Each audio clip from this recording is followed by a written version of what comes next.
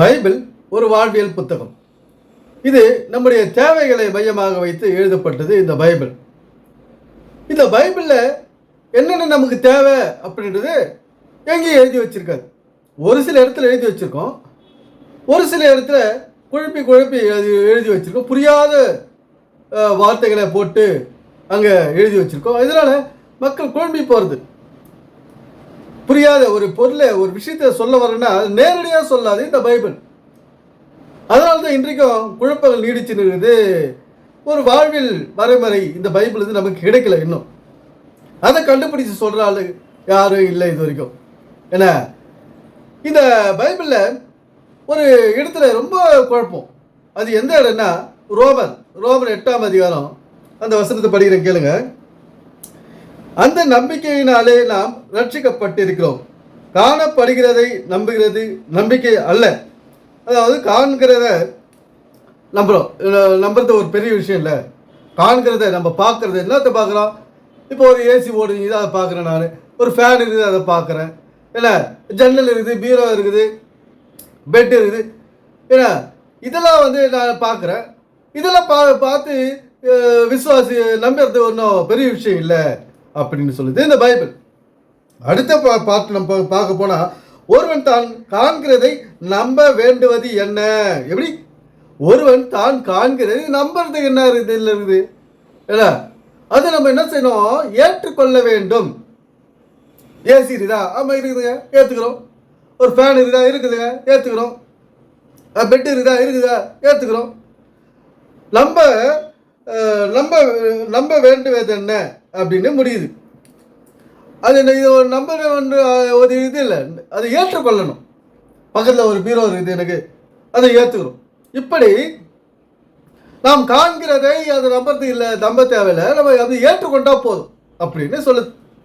இப்போ இந்த உலகத்தில் அநேக விஷயங்கள் நம்ம சுற்றி நடந்துங்க, நாம் அதை செஞ்சுன்னு இருக்கோம்.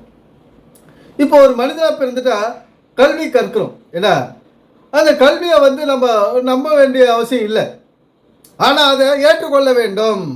அதை நாம் ஏற்றுக்கொண்டால்தான் நம்முடைய வாழ்க்கை நல்லா இருக்கும்.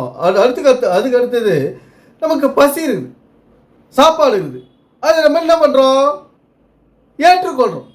ஏன்னா அதை நம்புறதுக்கு ஒன்று கிடையாது. ஆட்டோமேட்டிக்காக அது சாப்பாடு இருந்தால் அது சாப்பிட்டு போயிட்டே போகிறோம். அதை ஏற்றுக்கொள்ள வேண்டும், எடுத்துக்கொள்ள வேண்டும் அப்படின்னு சொல்லுது இந்த பைபிள். இந்த மாதிரி நம்முடைய வாழ்க்கையை மையமாக வச்சு இந்த பைபிளை வசனத்தில் நம்ம விளங்கி கொண்டா தான் இதில் உள்ள பொருள் நமக்கு புரியும். இப்போ திருக்குறள் இருக்குது, அதை படித்த உடனே புரிஞ்சிடாது. திருவள்ளுவர் ஒரு தெய்வம் அல்ல, மனுஷன் தான். மனுஷனை எழுதின புத்தகத்திலேயே அதை நம்ம படித்த உடனே புரிஞ்சிக்க முடியலையே. யாராவது ஒருத்தர் நம்ம வாழ்வியலை மையமாக வச்சு தான் இந்த பைபிள், இந்த திருக்குறள் முழுவதுமே விளக்கி இருக்கிறாங்க. காண்கிறத வச்சு தானே நம்ம அனுபவிக்கிறது, நம்முடைய தேவைகளை, நம்முடைய அன்றாட வேலைகளை வச்சு தான் இந்த திருக்குறள் விளக்கி இருக்குது. அதுபோல தான் இந்த பைபிளும். நமக்கு என்ன தேவையோ அதை மையமாக வைத்து எழுதப்பட்டது தான் இந்த பைபிள். ஏன்னா அப்படி நாம் சிந்தித்து அதை புரிந்து கொண்டால் தான் நமக்கு அது புரியும். இப்படி காண்கிறதை நம்ப வேண்டுவது என்ன? அது நம்ப தேவையில்லை, அது ஆட்டோமேட்டிக்காக நம்ம எடுத்துக்கொள்ளணும். கல்வியா எடுத்துக்கொள்ளணும், சாப்பாடா சாப்பிட்டு பசியாகணும், இதாங்க நடக்க வேண்டிய வேலை. அப்படி இல்லாத கல்வி பைபிளை சொல்லலை, சாப்பாடை பற்றி பைபிளை சொல்லலை, குழின்னு பைபிளை சொல்லலை, பல்கைன்னு பைபிளை சொல்லலை, வாக்குவாதம் பண்ணிட்டு இருந்தா எந்த வேலைங்க சரியாக நடக்கும்? ஒரு அன்றாட தேவைகளை வச்சு தான் இந்த பைபிளுக்கு எழுதப்பட்டது. அன்றாட தேவைகளே இங்கே உதாசீனப்படுத்திக்கின்னு, கேவலப்படுத்திக்கின்னு, மட்டமாக பேசிக்கின்னு இருந்தால் எப்படிங்க? இந்த பைபிள் வந்து ஒரு மனுஷனை குழப்பி விடும். நாம தான் அதை தெளிவாக புரிஞ்சுக்கணும். ஏன்னா இப்போ அடுத்த 25வது வசனத்தில் என்ன சொல்லிது?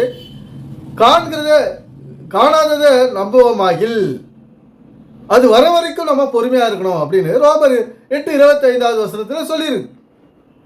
காண்கிறதை நம்புவோமாகில் அது வர வரைக்கும் காத்திருக்கணும். இப்போ கல்வி அது நம்ம எடுத்துக்கொள்ளணும். எடுத்துட்டு இந்த 1வது 2வது 3வது 10 12வது வரைக்கும் படிச்சுட்டு என்ன பண்ணணும்? பின்னால் நல்லா படித்தா நல்ல வேலைக்கு போகிறோம், நல்லா சம்பாதிக்க போகிறோம். இல்லை, அதுக்கப்புறம் கை நிறைய காசு வாங்க போகிறோம். அதுக்கப்புறம் நமக்கு தேவையான ஒரு கார் வாங்க போகிறோம், ஒரு சொந்த வீடு வாங்க போகிறோம். இப்படி அது வர வரைக்கும் நாம் காத்து இருக்கணும். அந்த காத்திருக்கணும்னா பைபிளை படிச்சுட்டு காத்து இருக்கக்கூடாது. என்ன, நாம் அன்றாட வாழ்வில் நமக்கு தேவையான கல்வியை கற்று நாம் காத்து கொண்டிருக்க வேண்டும். அப்பதான் நமக்கு தேவையான தேவைகளை பூர்த்தி செய்ய அது உதவியாக இருக்கும் என்று பைபிள் சொல்லுகிறது. இதுதான் அந்த வசனத்தோட விளக்க வரும். அதை விட்டுட்டு நம்ம வாழ்க்கையை இதோட ஒப்பிடாத, வாழ்க்கை தனியாக வசனம் தனியாக நம்ம விலகிட்டு இருந்தோம்னா, புரிஞ்சு பேசிக்கிட்டு இருந்தோம்னா ஒரு பிரயோஜனமே நடக்காது. சொந்த வீடு கிடைக்காது, படிக்க முடியாது, நம்மளால் ஒரு வசதி உள்ள வாய்ப்பு உள்ள வாழ்க்கையை வாழ முடியாது, ஒரு கார் வாங்க முடியாது, நம்முடைய தேவைகளை பூர்த்தி செய்யாது. இப்படி தான் இந்த உலகத்தில் நம்ம வாழ முடியும்.